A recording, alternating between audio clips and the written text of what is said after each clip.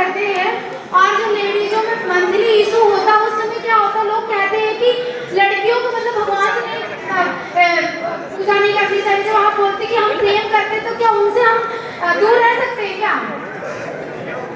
हम उनकी पूजा कर सकते हैं या नहीं? देखो, पूजा दो तरह की होती है। एक शारीरिक, शरीर से तुलसी चढ़ाना, पुष्प चढ़ाना, भोग लगाना, इस तरीके से भगवान को नहलाना, ये शारीरिक। एक होती है मानसिक, कि मैं बैठा हूँ, ध्यान कर रहा हूँ कि मैं भगवान को भोग लगा रहा हूँ, इमेजन भाव। तो ये जब आपका मासिक धर्म आता है उस समय शारीरिक पूजा नहीं करनी चाहिए, 7 दिन मानसिक पूजा करनी चाहिए, ताकि आपकी शारीरिक पूजा भी बनी रहे और मानसिक पूजा का भी अभ्यास बना रहे, क्योंकि शारीरिक पूजा से श्रेष्ठ मानसिक पूजा है। जैसे गुरुजी मैंने आपसे गुरु मंत्र ले रखा है तो 7 दिन बाद ही गुरु मंत्र स्टार्ट करना चाहिए जो आप मंत्र दिए। उस समय मानसिक जप करो, जाप तो करना, जैसे मानसिक धर्म चल रहा है जी। उस समय भगवान का स्पर्श नहीं करना, पर मानसिक भाव से चिंतन चल रहा है, भीतर श्रीमन नारायण श्री अंदर चल, अंदर सब अंदर। गुरुजी गुरुजी जैसे कि हम कोई काम करते हैं तो उसमें क्या होता है, कभी कभी जैसे मेरा प्रयास तो चलता है कि हम अपना जो बिजनेस करना चाहते हैं उसमें लगातार करेंगे, कुछ समय ऐसा होता है कि हम अगर मेहनत कर रहे होते हैं लेकिन उस समय हमको वो परिणाम नहीं मिलता है। तो उस समय लड़कियों क्या होते हैं कि एज बढ़ जाती है तो उसमें क्या होता है, सामाजिक बहुत ज़्यादा प्रेशर होता है कि लड़की की शादी करना है, फैमिली बहुत ज़्यादा प्रेशर देती है लड़कियों की शादी करना। तो क्या लड़कियों को मतलब शादी करना बहुत ज़्यादा जरूरी होता है कि लड़की अगर कुछ बनना चाहती है तो उसको समय नहीं मिलना चाहिए? आप कितना समय लेना चाहती हैं? गुरुजी से मेरी 27 एज हो चुकी है, सिर्फ 1 ईयर समय मैंने अपने पेरेंट्स से बोला कि थोड़ा समय और दे दीजिए जिससे मेरा जो बिजनेस है, मैं जो काम करती हूँ उसमें सफल हो जाऊँगी तो ठीक, नहीं तो मैं शादी कर लूँगी। तो आप शादी किनसे करना चाहते हैं, जो आपसे बराबर का लेवल हो कि आपसे कम हो कि ज़्यादा हो? गुरुजी ऐसा कोई मेरा मतलब मकसद नहीं, बस जैसे आप बताते कि विचार मिलना चाहिए।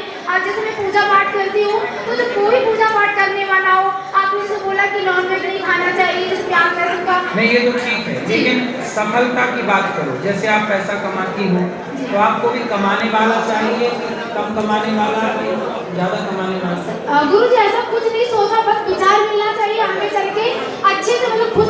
अब जैसे आप अभी 27 की होगी, जी। अब अगले साल और रुक रही हो, आप 28 की हो जाएगी। 28 की होने पे जब आपका ब्याह होगा तो बच्चे बोलते बोलते 30 की हो जाओगे। तो जब बच्चों का ब्याह करोगी आप 20 साल बाद, 25 साल बाद, तब आप बच्चों की माँ दिखोगी कि दादी अम्मा दिखोगी? सोचो ना, इतना आगे का सोचो। समय से विवाह कर लेने में जब आप अपने बच्चों का विवाह करेंगे उस समय भी आप माँ जैसी दिखेंगी। ऐसा ना हो कि दादी जैसे 3-4 दांत टूट गए और, है ना, दादी जैसे ना देखो। इसलिए समय पे विवाह कर लेना समझदारी है। आप बताओ, समय पे विवाह करना सही है कि गलत है? समय पे विवाह हो, समय से बच्चे हो, समय से बच्चों की जिम्मेदारी पूरी हो और समय से जिम्मेदारी पूरी करके समय से अपना मन भगवान में लगा दो और जीवन को सार्थक कर लो। जीवन थोड़ा सा है, टाइमिंग है। हमारे यहाँ 4 भागों में उम्र बांटी गई है, 25-25-25, 25 साल ब्रह्मचर्य, 25 साल गृहस्थी, 25 साल वानप्रस्थ, 25 साल संन्यास। तो हमारे यहाँ गृहस्थ को बांटा गया। गृहस्थी सिर्फ 25 साल की होती है। बेटा बेटी के विवाह 50 साल की उम्र जब आपकी होगी तब आप हर गृहस्थी के कर्तव्य से मुक्त हो जाएं, ये समझिए।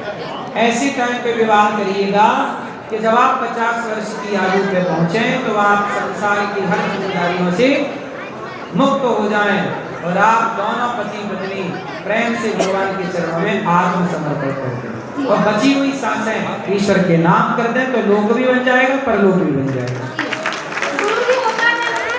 मैं जो बनना चाहती हूँ उसमें शादी बाद बहुत अच्छा मैंने केसेस देखा अपने रिलेशन में, सिस्टर लोगों का शादी बाद खूब फ्रीडम नहीं रहता था। हस्बैंड बोलते घर में रह के बच्चे पैदा करो, बस वही तुम्हारी एज है, वही तुम्हारा सपना है। तो डर लगता है कि शादी कर तो लोग बच्चे पैदा करके भी बहुत सारी स्त्रियों ने काम किया, नाम कमाया, जॉब कर रही हैं, बहुत सारी स्त्रियां सफल कर भी रही हैं, बिजनेस भी कर रही हैं। बच्चा गोदी में है, बिजनेस करनी है, व्यापार करनी है ना, फिर सब कुछ तो है। एक महिला को मैंने संसद में देखा कि वो अपने बच्चे को दूध पिला रही है। अब चूंकि माँ है ना तो बच्चे को दूध पिला रही है और है वहाँ पे वो सांसद बनी हैं। तो हर क्षेत्र में स्त्रियां अपने बच्चे के साथ गोद में लेके बच्चे के साथ काम करती है। मजदूरी में देख लो, पीठ में बच्चा बंधा है और माँ मजदूरी कर रही है। फुटपाथ पे देख लो, बच्चा साड़ी के झूले पे झूल रहा है और माँ अपना काम कर रही है। तो हर परिस्थिति में महिलाओं ने बच्चे को साथ रख के जिम्मेदारी पूरी करते हुए पैसे भी कमाए हैं, काम भी किए। आपको भागना नहीं अपने कर्तव्यों से। श्रीमन नारायण। झांसी की रानी ने बच्चे को पीठ में बांध करके और लड़ाई लड़ी।